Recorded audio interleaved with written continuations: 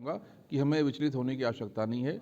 हमारे पास नेता है, हमारे पास नीति है और माननीय प्रधानमंत्री श्री नरेंद्र मोदी जी ने सबके साथ न्याय किया है, तो हमारे साथ अन्याय नहीं होगा। रहा बात कोर्ट के सवाल का कि कोर्ट ने सुनवाई क्यों नहीं किया, सुनवाई क्यों किया, ये भारत की खूबसूरती है।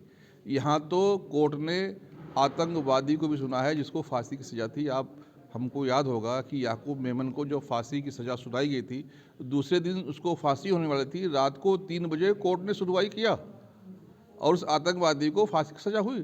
तो सुनवाई का मतलब उसको राहत नहीं होता है। ये हमारे यहाँ की परंपरा है, ये हमारी खूबसूरती है, ये हमारा कहाँ लोकतंत्र है जहाँ पर सबकी सुनवाई होती है। तो यहाँ पर जो लोगों ने पिटीशन डाला है उनकी भी सुनवाई हो रही है और मुझे पूरा यकीन है, विश्वास है, हमारे यहाँ के कोर्ट पर विश्वास है, हमारे संविधान पर विश्वास है कि उनका पिटीशन उनके मुंह पर मार दिया जाएगा। ख्वाजा गरीब नवाज का दर जो है हमेशा शांति और सद्भाव का पैगाम जो है वो देता है। उर्स से पहले इस तरह का वाद लगाना कितना सही मानते हैं? ये लोग देश को कमज़ोर करना चाहते हैं। ये देश विरोधी ताकतें हैं। ये प्रधानमंत्री श्री नरेंद्र मोदी जी के विरोधक हैं। ये भारत की एकता अखंडता को देखना नहीं चाहते हैं और सूफ़ी साहब ने तो एकता का संदेश दिया है। जो सूफ़ी साहब का दर है वो सबके लिए खुला हुआ है, सबको वहाँ आशीर्वाद मिलता है। यहाँ जो ख्वाजा अजमेर शरीफ का लंगर है, हम सभी जानते हैं कि वहाँ हमारे जो हिंदू भाई हैं उनका इतना सम्मान होता है कि उनके लंगर में कभी नॉनवेज नहीं बनता है।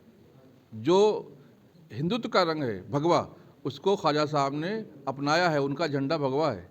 तो जिस प्रकार से ख्वाजा साहब ने भारत में आकर यहाँ के अमन, शांति, चैन और भाईचारे के लिए काम किया, उसका यही नतीजा है कि वहाँ वो धर्म से ऊपर हैं। सब लोग वहाँ जाकर माथा टेकते हैं और सबको वहाँ से आशीर्वाद मिलता है। तो शैतान कुछ हैं जिनको ना खुदा में यकीन है, ना सूफी संतों में यकीन है, वो शैतान कुछ भी कर सकते हैं। तो वो प्रयास कर रहे हैं, लेकिन शैतान प्रयास तो कर सकता है लेकिन कामयाब नहीं हो सकता। हमेशा सत्यमेव जयते ही रहा है और सत्यमेव जयते होगा। मतलब आपने कहा मतलब है विष्णु गुप्ता ने जो पिटीशन दायर करी है वह गलत है?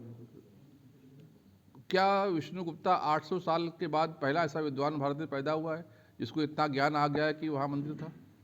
माननीय प्रधानमंत्री श्री नरेंद्र मोदी जी की जो LIB है, जो वहाँ की उनकी इंटेलिजेंस वो फेल है, जो अभी तक पता नहीं कर पाई। इसके पहले भी बहुत सारे हमारे हिंदू भाई शासक रहे, क्या वो समझ नहीं पाए? तो ये जो इस प्रकार से देश को तोड़ने की साजिश कर रहा है, ये दिख रहा है कि किसी के हाथों में खेल रहा है और हमें कमज़ोर कर रहा है। वो माननीय प्रधानमंत्री श्री नरेंद्र मोदी जी की योजनाओं को फेल करने के लिए, उनकी बढ़ती हुई लोकप्रियता को रोकने के लिए विदेशी ताकतों से मिलकर, यहाँ के जो विपक्ष है उनसे मिलकर उनको देश को कमज़ोर करने की साजिश कर रहा है। अब इसका कहीं ना कहीं उसको नुकसान होगा। यानी इसके पीछे कांग्रेस का हाथ है?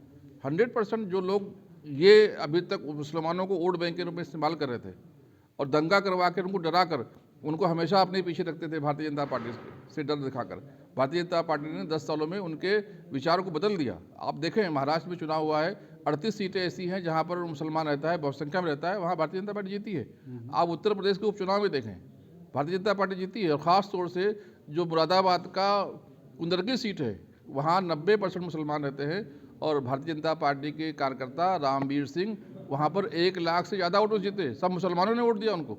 तो ये जो हिंदू मुस्लिम की एकता हो रही है, जो सब लोग मिलकर भारत को विकसित भारत बनाने की कोशिश कर रहे हैं और जिस प्रकार से विश्व में माननीय प्रधानमंत्री जी की एक्सेप्टेंस बढ़ रही है, लोग उनसे उम्मीद कर रहे हैं और सबको ये पता है कि विश्व जिस प्रकार से जल रहा है, जलने के कगार पर खड़ा हुआ है, हर जगह वार शुरू है, लड़ाई शुरू है, वहाँ पर अमन शांति अगर कोई कायम कर सकता है तो भारत का लाडला बेटा नरेंद्र मोदी कर सकता है।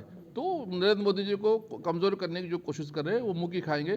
भारत का 140 करोड़ भारतीय माननीय प्रधानमंत्री जी के साथ खड़ा है, उनके विकसित भारत अभियान में अपना सहयोग दे रहा है और हम सब लोग हिंदू मुस्लिम सिख ईसाई भाई मिलकर माननीय प्रधानमंत्री जी को विश्व नेता बनते हुए देखना चाहते हैं। अब उनको कोई रोक नहीं सकता है।